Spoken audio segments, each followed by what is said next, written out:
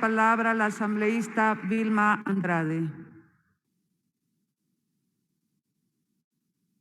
Gracias, señora presidenta, colegas asambleístas, igualmente a los ecuatorianos y ecuatorianas que están siguiendo este debate. Aquí se está confundiendo los conceptos. Aquí estamos hablando de despenalizar el aborto en casos de violación. No está de ninguna manera aprobándose el aborto abierto y generalizado. Yo quiero dejar claro aquí qué establece la Corte Constitucional en la sentencia que declara la inconstitucionalidad del numeral 2 del artículo 150 del Código Orgánico Integral Penal. Desde los acápites 111 al 195 realiza un análisis del problema jurídico en concreto y establece entre los principales lo siguiente. Escuchen, asambleístas, la sentencia lo que dice.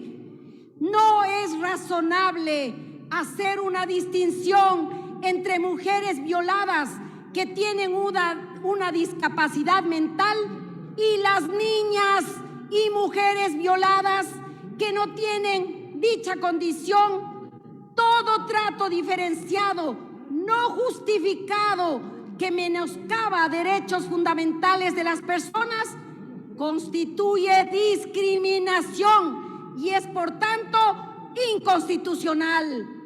Penalizar el aborto en casos de violación vulnera los derechos de la vida digna, a la integridad personal, física, psíquica, moral, sexual, a una vida libre de violencia en el ámbito público y privado, a la prohibición de tortura, a la igualdad formal, igualdad material y no discriminación, al libre desarrollo de la personalidad, a tomar decisiones libres, informadas, voluntarias y responsables sobre la sexualidad de su salud y vida reproductiva, a la intimidad personal y familiar, derechos contemplados en el artículo 66 de la Constitución relacionados a los derechos de libertad.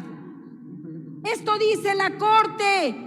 Penalizar el aborto además desconoce varios tratados, observaciones y recomendaciones de diversos organismos internacionales en materia de derechos humanos que forman parte del bloque de constitucionalidad.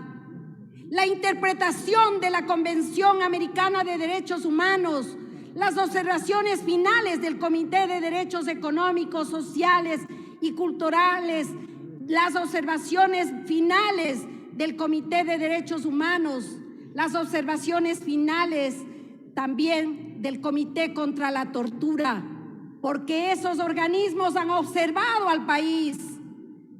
Establece también la sentencia los siguientes parámetros mínimos a seguir por el legislador cuando desarrolle la normativa pertinente y al colegislador también, pues, con el único fin de garantizar los derechos de las niñas, adolescentes y mujeres víctimas de la violación. Señora presidenta, y voy a dar lectura textual a la sentencia. No se podrá exigir a la víctima que exista una sentencia condenatoria en contra del violador como requisito para acceder a la práctica del aborto, pues el proceso penal atraviesa una serie de etapas y cuenta con varias instancias que superan el tiempo de gestación. La sentencia señala, no podrá tampoco exigir el cumplimiento de procesos previos de investigación o colocar exigencias como la credibilidad de la denuncia que implique la calificación de la existencia o no de una violación en manos de agentes del Estado. Eso señala la sentencia. Y el presidente también omite, también el presidente no ha leído la sentencia y no le da cumplimiento.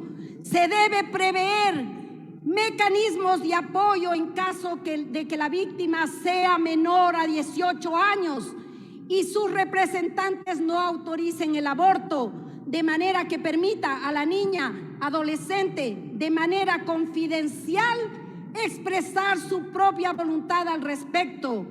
La sentencia señala: la protección al que está por nacer es gradual e incremental, lo que incluye la necesidad de fijación de un tiempo máximo de gestación permitido. Pero debemos considerar que muchas niñas apenas se darán cuenta que están embarazadas en los últimos meses de gestación. También dice la sentencia: desarrollar políticas públicas para la aplicación del aborto por violación de acuerdo a los estándares internacionales de la Organización Panamericana de la Salud, de la Organización Mundial de la Salud, del Comité de la CEDAW, el Comité de Derechos Económicos, Sociales y Culturales de la Organización de las Naciones Unidas. La política pública debe asegurar una atención médica, psicológica, legal y de trabajo social que sea inmediata, segura y digna para aquellas mujeres víctimas de violación que han interrumpido voluntariamente su embarazo. Con base a estas consideraciones, que las he leído porque son la sentencia de la Corte, entiendo que existían ciertos detalles que debían ser claramente establecidos en la ley para darle plena efectividad a su decisión. Por tanto, colegas asambleístas, es nuestra obligación, y era nuestra obligación, viabilizar la sentencia de la Corte como se lo hizo, porque es mandatoria, y nos correspondía, por tanto, generar un marco normativo apropiado que regule el aborto en casos de violación. La Corte Constitucional dispone que la víctima de violación no se le exija procedimientos previos a la investigación, ni tampoco una sentencia, pero el texto del proyecto de ley que se dispone que el personal de salud en el plazo de 48 horas dé a conocer el caso, ponga en conocimiento de la Fiscalía para que inicie la respectiva investigación para el delito de violación, no quede impune. Por ahora estamos revisando aquí el veto, la objeción según la Constitución del presidente Guillermo Lasso, que determina que la violación u otra persona en conocimiento de este delito debe presentar una denuncia. Además de ella, señala que sus tutores legales, si es menor de edad y salvo si el tutor es el agresor, deberá firmar una declaración jurada ante un notario público detallando el hecho, y también tendrá que someterse a un examen de salud, tras el cual un médico certificará bajo juramento que hubo serios indicios de violación. Me pregunto, señor presidente, una niña violada de 12 años por su padre, por el cura, por el maestro, por el entorno familiar, ¿va a ir a denunciar inmediatamente de la perpetración para que existan indicios?